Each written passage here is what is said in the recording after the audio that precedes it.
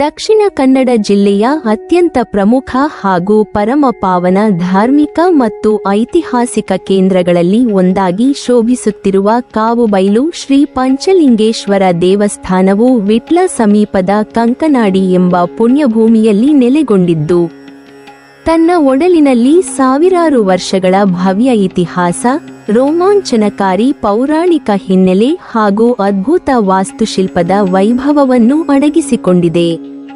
ಪ್ರಕೃತಿಯ ಮಡಿಲಿನಲ್ಲಿ ಅತ್ಯಂತ ಪ್ರಶಾಂತ ಹಾಗೂ ದಿವ್ಯ ವಾತಾವರಣದಲ್ಲಿ ಕಂಗೊಳಿಸುತ್ತಿರುವ ಈ ಪವಿತ್ರ ಕ್ಷೇತ್ರವು ಸುದೀರ್ಘ ಪರಂಪರೆಯನ್ನು ಹೊಂದಿರುವ ವಿಟ್ಲ ಸೀಮೆಯ ಅರಸು ಮನೆತನದ ನೇರ ಆಡಳಿತಕ್ಕೊಳಪಟ್ಟ ಪ್ರಮುಖ ದೇಗುಲಗಳ ಸಾಲಿನಲ್ಲಿ ಅಗ್ರಗಣ್ಯವಾಗಿ ನಿಲ್ಲುತ್ತದೆ. ದೇವಾಲಯದ ಹೆಸರು ಸೂಚಿಸುವಂತೆ ಇಲ್ಲಿನ ಅತ್ಯಂತ ಅಪರೂಪದ ವೈಶಿಷ್ಟ್ಯವೆಂದರೆ ಒಂದೇ ಪೀಠದ ಮೇಲೆ 5 ಪ್ರಾಕೃತಿಕ ಶಿಲಾಖಂಡಗಳನ್ನು ದಿವ್ಯಲಿಂಗಗಳಾಗಿ ಸ್ಥಾಪಿಸಲಾಗಿದೆ. ಈ ಪವಿತ್ರ ಲಿಂಗಗಳು ಸಾಕ್ಷಾತ್ ಪರಶಿವನ ದಿವ್ಯ ಹಾಗೂ ಸಚ್ಚಿದಾನಂದ ಸ್ವರೂಪಗಳಾದ ಸದ್ಯೋಜಾತ, ವಾಮದೇವ, ಅಘೋರ, ತತ್ಪುರುಷ ಮತ್ತು ಈಶಾನವನ್ನು ಅತ್ಯಂತ ಶ್ರದ್ಧೆಯಿಂದ ಪ್ರತಿನಿಧಿಸುತ್ತವೆ. ಅಷ್ಟೇ ಅಲ್ಲದೆ ಈ ಪಂಚಲಿಂಗಗಳು ಸಮಸ್ತ ಸೃಷ್ಟಿಗೆ ಆಧಾರವಾಗಿರುವ ಪಂಚಭೂತಗಳಾದ ಭೂಮಿ, ಜಲ, ಅಗ್ನಿ, ವಾಯು ಮತ್ತು ಆಕಾಶವನ್ನು ಸಂಕೇತಿಸುತ್ತಾ ಬ್ರಹ್ಮಾಂಡದ ಶಕ್ತಿಯನ್ನು ಒಂದುಗೂಡಿಸಿದಂತೆ ಭಾಸವಾಗುತ್ತವೆ. ಈ ಮಹಾಕ್ಷೇತ್ರದ ಗರ್ಭಗುಡಿಯು ವಿಶಿಷ್ಟವಾಗಿ ಪಶ್ಚಿಮಾಭಿಮುಖವಾಗಿದ್ದು, ಅತ್ಯಂತ ಅಪರೂಪದ ಹಾಗೂ ವಾಸ್ತುಶಾಸ್ತ್ರದ ಅದ್ಭುತ ವಿನ್ಯಾಸವಾದ ಗಜಪೃಷ್ಠಾಕೃತಿ ಅಂದರೆ ಆನೆಯ ಹಿಂಭಾಗದ ಆಕಾರದ ಶೈಲಿಯನ್ನು ಹೊಂದಿರುವುದು ದಕ್ಷಿಣ ಭಾರತದ ವಾಸ್ತುಶಿಲ್ಪಕ್ಕೆ ಹಿಡಿದ ಕೈಗನ್ನಡಿಯಾಗಿದೆ. ದಕ್ಷಿಣ ಕನ್ನಡ ಜಿಲ್ಲೆಯ ಅತಿ ದೊಡ್ಡ ದೇವಾಲಯಗಳ ಪಟ್ಟಿಯಲ್ಲಿ ಪ್ರಮುಖ ಸ್ಥಾನ ಪಡೆದಿರುವ ಈ ಭವ್ಯ ದೇವಾಲಯವು ಭವ್ಯವಾದ 3 ಅಂತಸ್ತುಗಳ ಭದ್ರವಾದ ರಚನೆಯನ್ನು ಹೊಂದಿದ್ದು, ವಿಟ್ಲ ಮತ್ತು ಬಾಯಾರು ಶ್ರೀ ಪಂಚಲಿಂಗೇಶ್ವರ ದೇಗುಲಗಳಂತೆ ಇದು ಕೂಡ ಪಶ್ಚಿಮಾಭಿಮುಖವಾಗಿರುವುದು ಈ ಭಾಗದ ಅತ್ಯಂತ ಅಪರೂಪದ ಧಾರ್ಮಿಕ ವಿಶೇಷತೆಯಾಗಿದೆ. ಗರ್ಭಗುಡಿಯ ಭವ್ಯ ದರ್ಶನದ ಎದುರಿನಲ್ಲಿ ಭಗವಾನ್ ಶಿವನ ಪರಮ ಭಕ್ತನಾದ ನಂದಿಯ ದಿವ್ಯ ವಿಗ್ರಹವು ಭಕ್ತರನ್ನು ಸ್ವಾಗತಿಸುವಂತಿದ್ದು, ಅದರೊಂದಿಗೆ ಸುಂದರವಾದ ನವರಂಗ ಮಂಟಪ ಹಾಗೂ ವೈವಿಧ್ಯಮಯ ಧಾರ್ಮಿಕ ಕಾರ್ಯಕ್ರಮಗಳಿಗೆ ಸಾಕ್ಷಿಯಾಗುವ ವಸಂತ ಮಂಟಪಗಳು ದೇವಾಲಯದ ಅಂದವನ್ನು ಹೆಚ್ಚಿಸಿವೆ.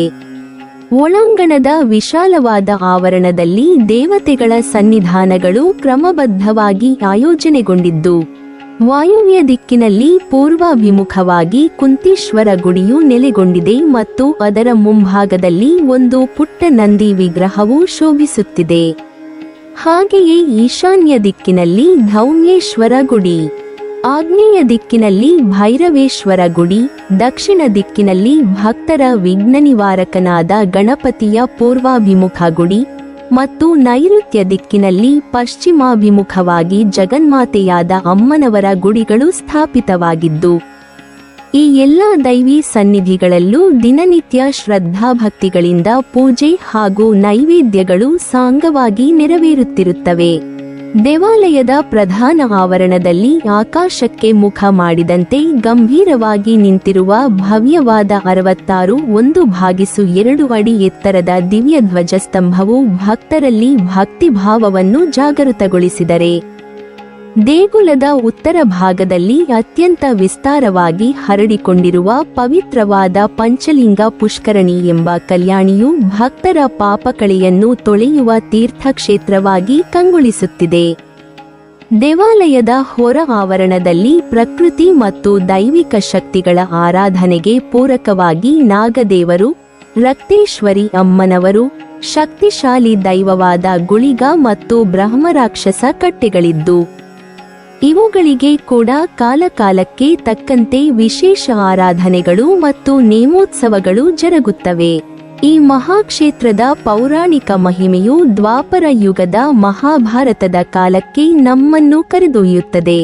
ಸ್ಥಳೀಯ ಐತಿಹ್ಯಗಳ ಪ್ರಕಾರ ಪಾಂಡವರು ತಮ್ಮ ಅಜ್ಞಾತವಾಸದ ಅವಧಿಯಲ್ಲಿ ತಾಯಿ ಕುಂತಿ ದೇವಿಯ ದಿವ್ಯ ಮಾರ್ಗದರ್ಶನದಲ್ಲಿ ಈ ದೇವಾಲಯವನ್ನು ನಿರ್ಮಿಸಿದರು ಎಂದು ಬಲವಾಗಿ ನಂಬಲಾಗಿದೆ ಮತ್ತು ಇಲ್ಲಿನ 5 ಪವಿತ್ರ ಶಿವಾಲಯಗಳನ್ನು ಪಾಂಡವರೇ ಸ್ವತಃ ಹಸ್ತಗಳಿಂದ ಪ್ರತಿಷ್ಠಾಪಿಸಿದರು ಎಂಬ ಇತಿಹಾಸವಿದೆ.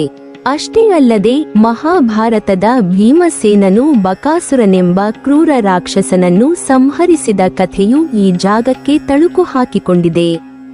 ಪುರಾತನ ಕಾಲದ ಏಕಚಕ್ರ ನಗರಿ ಎಂದು ಕರೆಯಲ್ಪಡುವ ಪ್ರದೇಶದ ಸಮೀಪದ ಕಳಂಜಿ ಮಲೆಯ ದಟ್ಟವಾದ ಕಾಡಿನಲ್ಲಿ ಬಕಾಸುರನ ಗುಹೆಯಿತ್ತು ಎನ್ನಲಾಗಿದ್ದು, ಭೀಮನು ಆ ರಾಕ್ಷಸನನ್ನು ಅತ್ಯಂತ ಭೀಕರ ಯುದ್ಧದಲ್ಲಿ ಕೊಂದು ಹಾಕಿದಾಗ ಹರಿದ ರಕ್ತದ ಪ್ರವಾಹದಿಂದಲೇ ಇಂದಿಗೂ ಪ್ರಸಿದ್ಧವಾಗಿರುವ ನೆತ್ತರುಕೆರೆ ಎಂಬ ಜಲಮೂಲ ಉಂಟಾಯಿತು ಎಂಬ ನಂಬಿಕೆ ಜನಮಾನಸದಲ್ಲಿ ಆಳವಾಗಿ ಬೇರೂರಿದೆ.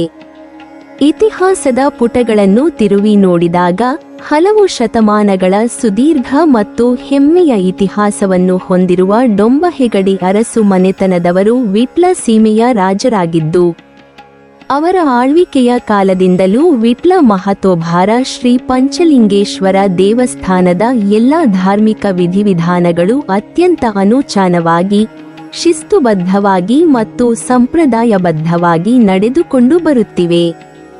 ಈ ಪಂಚಲಿಂಗೇಶ್ವರ ಸ್ವಾಮಿಯು ಡೊಂಬಹೆಗಡೆ ರಾಜವಂಶದ ಪ್ರಮುಖ ಇಷ್ಟದೈವವಾಗಿದ್ದು, ರಾಜಮನೆತನದವರು ಇಂದಿಗೂ ದೇವಾಲಯದ ಧಾರ್ಮಿಕ ಕಾರ್ಯಗಳಲ್ಲಿ ಸಕ್ರಿಯವಾಗಿ ಪಾಲ್ಗೊಳ್ಳುತ್ತಾರೆ. ದೇವಾಲಯದ ಆಚರಣೆಗಳಲ್ಲಿ ವಾರ್ಷಿಕ ಜಾತ್ರೋತ್ಸವವು ಅತ್ಯಂತ ವೈಭವದ ದಿನಗಳಾಗಿದ್ದು, ಪ್ರತಿ ವರ್ಷವೂ 9 ದಿನಗಳ ಕಾಲಾವಧಿಯಲ್ಲಿ ಇಡೀ ಊರೇ ಹಬ್ಬದ ವಾತಾವರಣದಲ್ಲಿ ಮುಳುಗೇಳುವಂತೆ ಮಹಾಜಾತ್ರೆಯು ಅತ್ಯಂತ ವಿಜೃಂಭಣೆಯಿಂದ ನಡೆಯುತ್ತದೆ.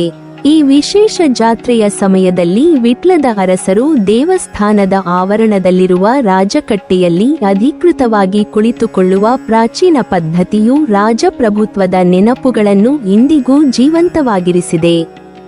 ಈ ಉತ್ಸವಗಳ ಮತ್ತೊಂದು ಅತ್ಯಂತ ಆಕರ್ಷಕ ಹಾಗೂ ಭಕ್ತಿಪೂರ್ವಕ ಆಚರಣೆಯೆಂದರೆ ಕೇರೆ ಹಬ್ಬ ಅಥವಾ ಕೇರೆ ಉತ್ಸವ ಎಂದೇ ಪ್ರಸಿದ್ಧಿಯಾಗಿರುವ ಜಲೋತ್ಸವವಾಗಿದ್ದು, ಈ ಸಮಯದಲ್ಲಿ ಪಂಚಲಿಂಗೇಶ್ವರ ದೇವರ ಭವ್ಯ ಉತ್ಸವ ಮೂರ್ತಿಯನ್ನು ದೇವಸ್ಥಾನದ ಪವಿತ್ರ ಕೊಳದ ಸುತ್ತಲೂ ಸಕಲ ವಾದ್ಯಘೋಷಗಳು, ಬಿರುದಾವಳಿಗಳು ಹಾಗೂ ಭಕ್ತರ ಜಯಘೋಷಗಳೊಂದಿಗೆ ಮೆರವಣಿಗೆಯಲ್ಲಿ ಕೊಂಡೊಯ್ಯಲಾಗುತ್ತದೆ.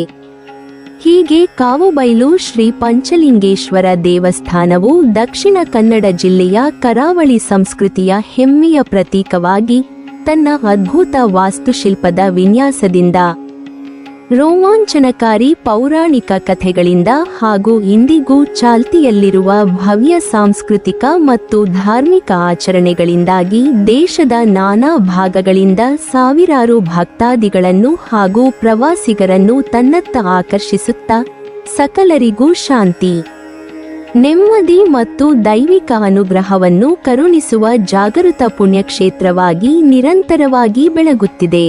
ನೀವಿನ್ನೂ ನಮ್ಮ ಚಾನೆಲ್ ಅನ್ನು ಸಬ್ಸ್ಕ್ರೈಬ್ ಮಾಡಿಲ್ವಾ? ಹಾಗಾದರೆ ಈ ಕೂಡಲೇ ನಮ್ಮ ಇತಿಹಾಸ ದರ್ಶನ ಚಾನೆಲ್ ಅನ್ನು ಸಬ್ಸ್ಕ್ರೈಬ್ ಮಾಡಿ ಮತ್ತು ಪಕ್ಕದಲ್ಲಿರುವ ಬೆಲ್ ಐಕಾನ್ ಅನ್ನು ಪ್ರೆಸ್ ಮಾಡಿದರೆ ನಮ್ಮ ಹೊಸ ವಿಡಿಯೋಗಳನ್ನು ನೋಡಬಹುದು.